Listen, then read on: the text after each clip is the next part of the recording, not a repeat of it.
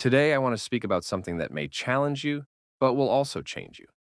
It's about separation before elevation, that sometimes, to walk fully in God's purpose, we must let go of certain people, places, or habits that cannot go where God is taking us. In Genesis 12, God calls Abram, later called Abraham, to leave his country, his people, and his father's house, and go to a land that God would show him. God's promise was clear: I will bless you, I will make your name great, and you will be a blessing. But something interesting happens. Abram obeys, but not completely. He brings Lot, his nephew, along with him. Partial obedience delays full blessing. God called Abram, not Lot. Yet Abram brings Lot anyway, perhaps out of love, loyalty, or habit. Sometimes the hardest part of obedience is not leaving the place, but leaving the people. Abram loved Lot. Lot was family, but the call of God is personal. When God calls you, he means you, not everyone attached to you. And here's the truth: partial obedience is still disobedience, and partial obedience can delay the fullness of God's promise. As long as Lot was with Abram, there was tension, conflict between their herdsmen, confusion about territory, and no clear direction from God. It wasn't until Genesis 13:14, after Lot separated from Abram, that God spoke again and showed him the land. Some blessings are revealed only after separation. Look closely at the sequence of the verse. After Lot was separated from him, the Lord said unto Abram, it's as if heaven was waiting for that moment, waiting for Abraham to finally let go.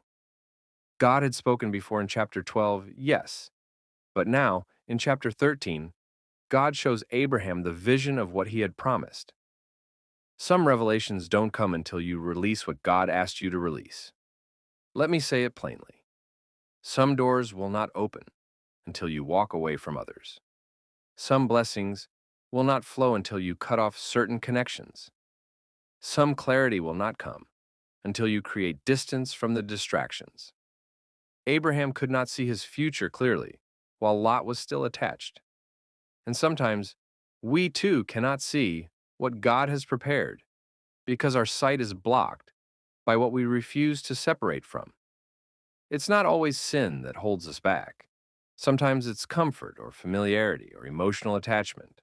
Lot wasn't evil, but Lot wasn't part of the next chapter of Abraham's journey. Separation is not rejection, it's preparation. When God asks you to separate, he's not punishing you, he's preparing you. Think about it. God separated Noah from the world to preserve him. God separated Moses to train him in the wilderness. God separated Jesus from the crowd to pray and hear the Father clearly. Separation is God's way of positioning you for revelation. When Abram and Lot went their separate ways, Lot chose what looked good, the green land near Sodom. But Abram chose what God said was good, the land of promise. There's a difference between what looks good and what God says is good. Lot walked by sight. Abram walked by faith. And when Abram finally stood alone, God said, lift up your eyes now and look, north, south, east, west. For all the land which you see, I will give to you. Notice that word, now. Lift up your eyes now. Not before. Not while Lot was with you. But now, after you've separated, you can see the promise clearly. Personal application. So, what does this mean for us today? Maybe God is asking you to separate from certain friendships that drain your faith, environments that keep you comfortable but not growing, habits or thought patterns that limit your vision. It might hurt, it might feel lonely for a season. But remember, Abraham's greatest revelation came in his season of separation. God will sometimes remove people from your life, not because they're bad, but because they're not assigned to your destiny. They can go with you so far, but not all the way. You can't take everyone into your next level. Let me leave you with this truth. There is no elevation without separation.